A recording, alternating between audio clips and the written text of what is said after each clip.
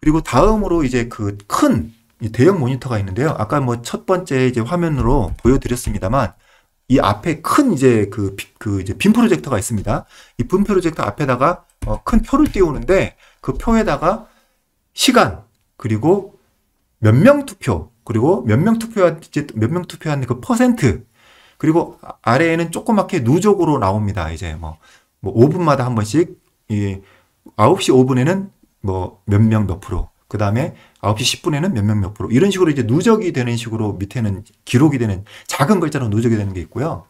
그래서 시간 나오고 몇 명 나오고 퍼센트 이것만 올라갑니다. 그래서 결국은 이제 참관자들이 하는 역할은 뭐냐면 그걸 보고 그냥 보라는 겁니다. 계속 이제 몇 명 이게 그 이제 누적 기록은 5분마다 되지만 업데이트는 5초마다 되거든요. 5초가 있으면 숫자가 딱 바뀝니다.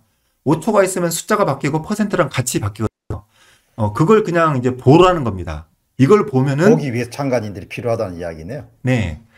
그래서 이제 이제 참관인이 총 6명으로 이제 알고 있는데 제가 이제 정확하게는 모르겠습니다만 4명만 왔습니다. 그리고 2명은 참관을 안 한다. 이렇게 얘기를 들었었는데 보니까 나중에는 그 2명도 이제 오기는 왔다. 이렇게 얘기를 들었는데 저도 정확한 거는 모르겠습니다만 어쨌든 거기 참관자들이 가만히 앉아 있지를 않았습니다. 그냥 숫자만 올라가는 거기 때문에 예를 들어서 몇 번 후보가 몇 퍼센트다. 몇 번 후보가 몇 퍼센트. 이랬으면 아주 눈에 불을 켜고 봤겠죠. 하지만 이제 그런 정보는 나오지는 않기 때문에 물론 그게 왜 안 나오냐에 대해서 항의하는 건 아닙니다. 뭐 어쨌든 이제 선거의 방식이 그렇다고 하니까 그런 건데 근데 여러분이 아셔야 되는 건 확실한 건 뭐냐면은 몇 번째 후보가 몇 표를 얻었고 몇 번째 후보가 몇 표를 얻었다는 그 내용은 사실상 서버에는 실시간으로 다 그것이 집계가 됩니다. 그래서 이게 투표가 끝난 직후에 바로 국민들에게 알려줄 수 있을 뿐만 아니라 사실상 뭐 초단위로 얼마든지 그 선관위는 알 수가 있고 이걸 국민들에게 전해줄 수도 있을 뿐만 아니라 거기에 대해서 이제 당이 뭐 요청을 해야 되겠지만 어쨌든 알려줄 수도 있고 선관위는 그걸 물론 이제 거기에 해당하는 관련 등급이 있어야 되겠지만 충분한 권한이 있는 아이디와 비밀번호가 있으면은 얼마든지 현재는 이 첫 번째 후보가 몇 표였다, 몇 표다, 현재는 몇 표다. 그것이 물론 그 집계된 표가 국민들에게 그대로 똑같이 전달이 될지에 대한 것은 이제 부정선거를 함께하는 그런 모든 이제 국민들이 이제 그 불안 의심을 이제 갖고 있는 그런 상황이지만 어쨌든 관리자의 그 권한이 있는 사람은 실시간으로 바로 볼 수가 있다. 이거는 이제 제가 확실한 겁니다. 뭐 컴퓨터 하는 조슈아님 사람들은 다 말씀대로 하면은 기술적으로 모든 것이 다 실시간으로 모바일과 ARS가 다 이루어질 수가 있는데 특히 지금 이제 말씀하시는 모바일 투표 같은 경우는 그러면은 결국은 자기들이 보여주고 싶은 정보만 보여준다는 이야기네요. 네, 그거는 이게 그 서버 관리자의 이제 입장이 돼 보면요. 서버 관리자나 데이터베이스 관리하는 사람의 입장에서 보면 일반인들은 모를 뿐만 아니라 사실은 그 어떤 그 부서의 장이나 최고의 뭐 대표나 CEO도 모르는 그런 내용을 서버를 관리하는 서버 관리자는 훤하게 다 보는 경우가 많습니다.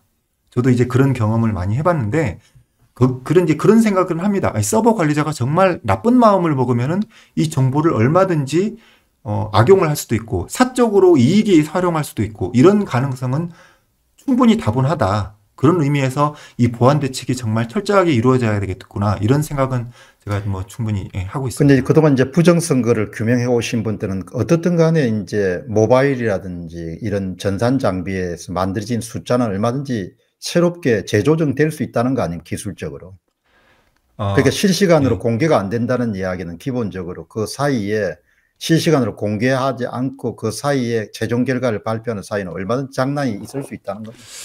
근데 거기에 대해서는 이게 말하기가 쉽지가 않은 부분인데 그런 일이 사실상 있어서는 안 되는 거겠죠. 있어서는 안 되지만 기술적으로 가능한 거 아닙니까? 기술적으로 충분히 가능합니다. 예, 그러니까 그거는 이제 제로는 여지가 없습니다. 4.15 총선 이후에 육사 출신으로 한 80대 되시는 나이 드신 분이 분명히 이야기하더군요. 컴퓨터로 통과되는 모든 정도의 숫자는 그냥 만들어질 수 있는 숫자입니다.